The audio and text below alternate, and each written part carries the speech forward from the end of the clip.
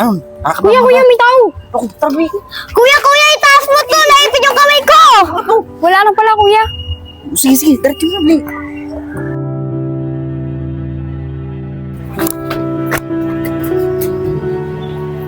Ayos, jackpot ako.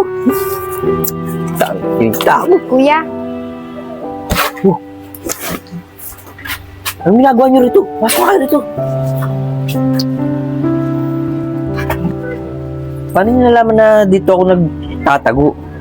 Alam niyo naman kung ano yung trabaho ko eh. Baka mamaya may nakasunod sa inyo. Ba't ba kayo nandito? kuya, wala na kasi kami may ibang mapuntahan eh. Kasi wala na si nanay at si tatay. Oo nga, Kuya Aris. Dito na lang kami. Ano? Hindi pwede. Kay Tiyo na lang kayo pumunta. Sigurado ako doon, maalagaan pa kayo. Eh alam niyo naman kung ano yung trabaho ko eh. Baka mamaya pati kayo madami pa. Mapahamak pa kayo. Kahit Tiyo, kuya. Eh wala na nga si nanay at tatay eh. Baka hindi pa kami intindihin nun. Kaya nga sa'yo kami pumunta eh. Sige na kuya, pumayag ka na. Tutulong naman kami kung anong ginagawa mo. Sige. Basta, meron akong kondisyon dito ha. Kahit lang nakakaalam itong lugar na to. Tsaka isa pa, wala rin makakaalam dapat kung ano magiging trabaho natin. Bale, doon na lang kayo sa taas matulog. Dito na lang ako sa baba.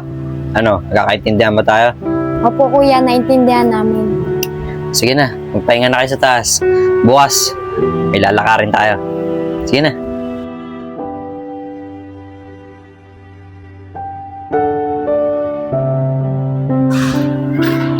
Kelly, ganito gagawin mo. Kumusto ka doon sa may kanto ha. Kaming dalawa naman ni Remilyn, mag-aabang kami rito. At sa inyasan mo kami, pagka yung tao, maraming dalang pera. Pag sinabayan mo, doon kami kikilos. Okay ba? Pabili nga ng palamig. Nauuwa ko. Akong barya.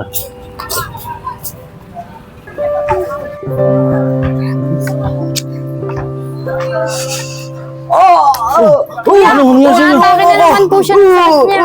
Tatang, ano nangyari sa tatang? Nahihirapan ako huminga. Tulungan mo ako. Tayo. Tabig. Tatang, okay na kayo? Tara, dali ko sa ospital. Tara, dali ko kayo. Hindi.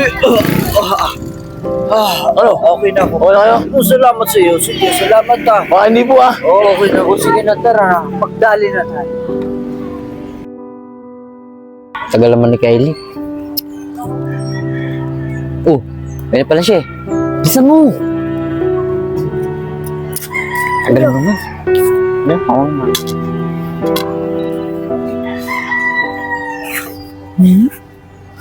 Paldo-paltay.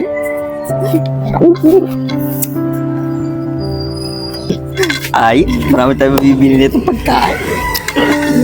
Hati-hati tayo ha. Oo. Dami.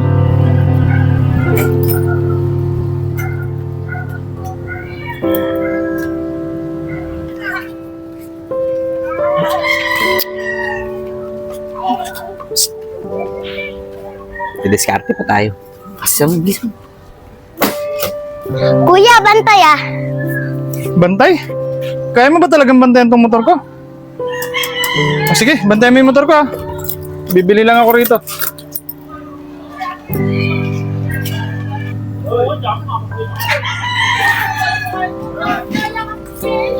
Ano? Nakuha mo ba yung susi? Paano natin makuha yan? Paano natin makuha yan? Kuya, maluwag naman. Angat mo, kuya. Sige. Kukunin ko. Ano, kaya ba? Ano, gusto mo? Ano? Kuya, may tao. Ako, tabi. Kuya, itaas mo to. Naipit yung kamay ko. Wala na pala, kuya. Sige, diretso mo na, Blake. Ano? Okay, kuya. Ayun, sige, last mo na. Oh, saan na yung bata? Bibigyan ko pa naman. Bayaan mo na nga siya.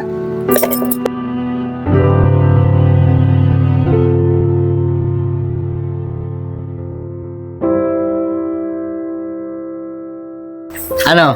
Nasayan ba kasi pamamasyal natin? Ha? Opo. Oo nga po, kuya. Ang sarap po ng mga kinain natin. Kuya, sa susunod, sa mall naman tayo ah. Ganun ba? Sige, walang problema. Basta gumanda yung kita natin tsaka diskarte natin.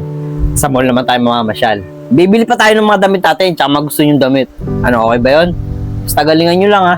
Kuya, hindi ka ba natatakot sa ginagawa natin? Paano one time mahuli tayo? Oo nga, kuya eh. Ako din minsan, kinakabahan din ako. Kasi baka mamaya, anong mangyari sa atin? Ganun ba, Kylie? Alam mo, Kylie, Emeline, hindi ko rin naman gusto itong ginagawa ko eh.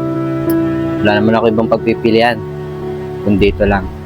Kasi wala naman ako ibang alam na paraan para kumita ng pera eh. Ito na yung kinalakihan ko eh. Hindi rin naman kasi ako nakapag-aral. Wala akong ibang alam na trabaho. Kaya ito, napipilitan na lang ako na gawin ito. Kahit nayaw ko. Tsaka yung kabahan. Sa araw-araw na ginagawa ko na to, parang nawala na sa akin yun. Kasi, ito na yung nakasanayan ko. Pero Remeline, Kylie, huwag kayong mag-alala. May plano rin naman ako magbago eh. Makatsyempo lang tayo ng maganda-gandang kita. Siguro, aalis na tayo sa ganitong gawain. Ayaw ko rin naman na kalakihan nyo itong ginagawa ko at masanay ka sa ganitong gawain. Kaya Remeline, Kylie, hanggat maaari, magdoble ingat tayo para hindi tayo mahuli. Sige na, magpahinga na kayo. At bukas kasi, maga akong alis. Bale, maiwan muna kayo dito sa bahay. May gagawin lang ako. Sige na. Po, kuya.